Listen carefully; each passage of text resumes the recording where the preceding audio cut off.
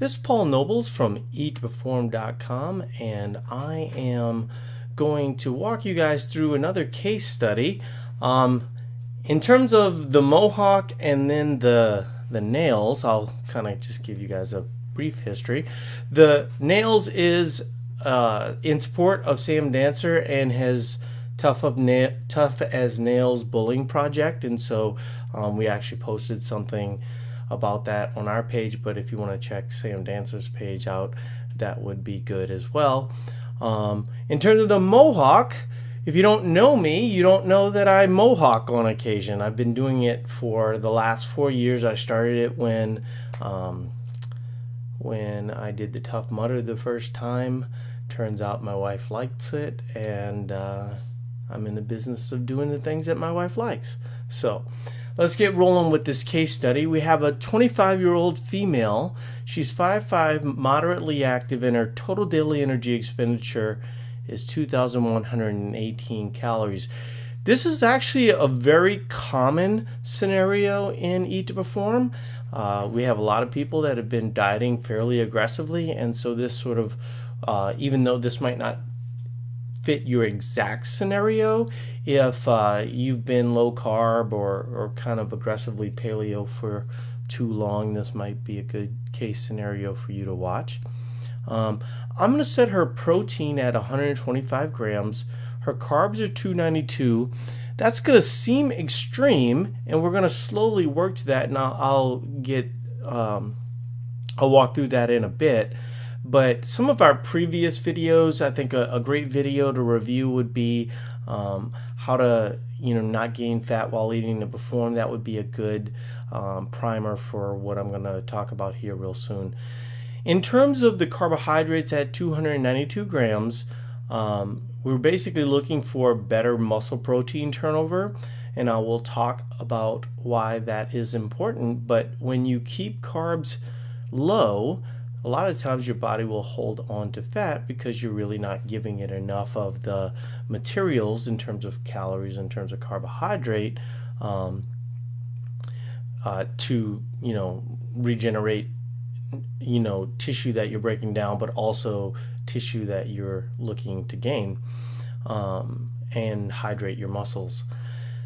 Fats we're going to have relatively low at 50 grams. At different points, I would play with that a little bit for her. She'll certainly be able to, on rest days, go down to something in the neighborhood of 150 to 192. And she wouldn't start off, as an example, going straight up to 292 with the carbs. But the fats might be adjustable, 50 grams to 65 grams, maybe 65 grams on a rest day, while she brings her carbs down to say something like 150. So that's something that's kind of individual and that we work with clients on. So we test her at 26% body fat. This is the key number though.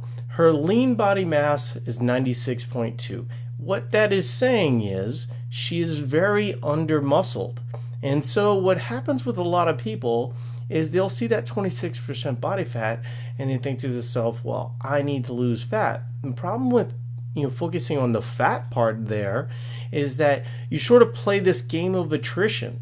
And so let's say that she went from 130 to 120, then her lean body mass might be 93.8. She might get to 24.5, but ultimately she's kind of toggling the wrong mechanism, and so we'll talk about what she should be doing, but ultimately she should be building lean mass and sort of rehydrating that muscle and sort of getting that lean muscle mass up. She's been on a ketogenic diet, which means that she's pretty fat adapted. Ketogenic diets are great for people with a lot of fat, okay, that might not be fat adapted. They might be overly reliant on processed carbohydrates and convenience foods, things of this nature. And so sort of taking them the other way will sort of deal with some leptin resistance, sort of make them more insulin sensitive, meaning that their body's a little bit more responsive to processing insulin and things of that nature. But it's not great for super lean people, because super lean people need to keep their muscles hydrated. Otherwise, their body sort of views their muscle as an energy source, and so they can be dealing with a little bit of atrophy or attrition along the way. One of the great things about her was that she was pretty honest with me, and I think a lot of coaches need to hear this, is she said, my goal is to look good naked. Now, this is a perfectly fit human being. She attractive, all these different types of things. What she's really saying is she's comfortable where she was at, or at least this was the conversation that we had at the time. But she wants abs. She wants results. And I think we get a little bit too focused on the, exercise part of things sometimes, as if that's the only payoff. Now, I certainly made the argument to her that you exercise to get better at exercise because that gets you the result, right? I'm not going to make the argument that you exercise to get better at exercise and, oh, by the way, you'll never get results. We should still be focused on results. I'll walk through that process a little bit, but I think that we need to be realistic. I hear too many coaches talking about, well, I think most people are in it for health. They're in it for fat loss. Let's be honest, okay?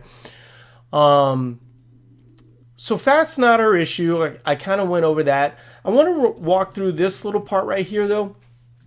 She's sort of stuck at this 25% wall. Her body's kind of clinging on to the fat because she's not really giving it the right materials to generate that new tissue and kind of maintain the tissue that she's, maybe losing in her workouts and things of this nature. What we'll see often is that some people get stuck at 30% and then can't go lower when they're low carbing. And, I think really it comes down to low carbing, but it's also being a little too aggressive with your paleo and keeping starches out. Because logically, what I think happens for a lot of people is the scale gets stuck. They're eating paleo or they're eating low carb, they're eating an adequate amount of foods, but then when things stall, they do what she did and ultimately start lowering calories. And so that's kind of a net negative, and even though it might seem logical, it actually will cause all kinds of issues. Once again, I went over that in my last video. You can check that out. Maybe we'll post a link to it later on. So we start her off here. She's eating 1,400 calories. So the first thing we have to do is we have to reverse her out of that. I figure that'll take anywhere from 8 to 12 weeks, but it might actually take longer in this situation, depending on how good of an athlete she is, but also how long she's been doing this low carb thing. Because, we sort of need to fix the fact that she doesn't metabolize carbohydrates well, and frankly, she did that to herself. But should be fine. Ultimately, you want to try and get that to be the best you possibly can, so you can use fat at times of rest and then carbohydrates at times of energy. And is it 100% either way? No, it's always kind of some percentage. So we want to get her up to that 2,118 number. We want to keep her weight stable, and we just basically do that with a carb cycling type of approach. And this period of using the wave method to control her weight, that would be optional. And basically after 6 months, let's say that she's at 135 pounds, and we've sort of addressed some of these issues related to lean muscle mass, it's probably not going to be super beneficial for her just to gain, as an example, 7.8 pounds. Actually, that I did the math. I don't have it on this slide, but 7.8 pounds is roughly what she needs to do to get to, say, 20%. So if she just gains 7.8 pounds, really it's just like a net even. And so we're not trying to stay par. Ultimately, we're trying to stay around 130 pounds. But a lot of people find, that that's not an issue. That, once they start, fueling their workouts and doing things a little smarter, what happens is their non-exercise activity thermogenesis upregulates, their muscles become more full, therefore their metabolism becomes better and things of this nature. And so these are all favorable. A lot of times an athlete in this situation will not need this, and so that's why I put that as optional. Once again, she talked about the fact that she's not trying to get better at WODs. She's trying to get a specific result. And so we're going to keep her at that 2118 number because in general, that's where she wants to go as a client. And so we're in the business of, like I said with my wife, we're in the business of getting people what they want. And so how she's going to taper that eventually would be, you can sort of see these are going mostly up, up, up. So she needs to quit the down, down, down all the time and only do that occasionally to kind of keep fat off on rest days, and then potentially even add in more rest days if that becomes an issue. So she's going to be going mostly up. I don't know if you guys will see this part because of the thumbnail of me talking, but she needs to really train like a bodybuilder, minimum of 2 days a week. Now she could do, I would even argue for more, because what she needs is sort of pump style training, like, for upper body, really like to failure. For squats, probably sets of 10, sets of 15, really kind of push that, soreness and things of this nature where you're breaking down tissue more aggressively. And so therefore, when you add in the higher calorie days, you're going to build newer, stronger tissue and ultimately get that lean body mass up. Another way that you can do this, which I think is a fun way to do it, I do bodybuilding style training 2 times a week because I'm like her. I need a little bit more muscle on my frame to really address fat loss most of the time. And my periods are actually much longer. I go for like a whole year doing this. At this point, I'm sort of at where I think I want to be for the rest of my life, which is probably about 170 pounds.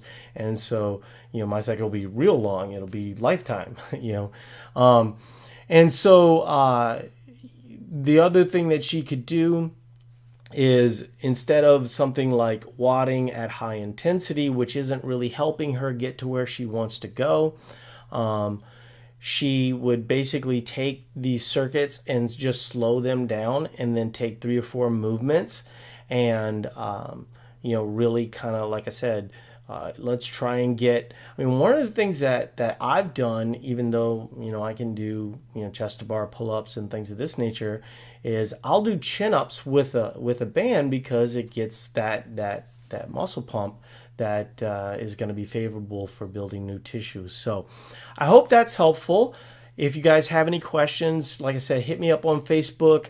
I've said this before, but if this is the first time you're seeing this video, I would encourage you to look at the other videos because it might make this video a little bit more intuitive. But we don't do Facebook comments at this point. We might eventually, but it's sort of hard to be in all these different places, and so we sort of direct people to where we are most of the time. So I hope this is helpful, and I'll talk to you guys later.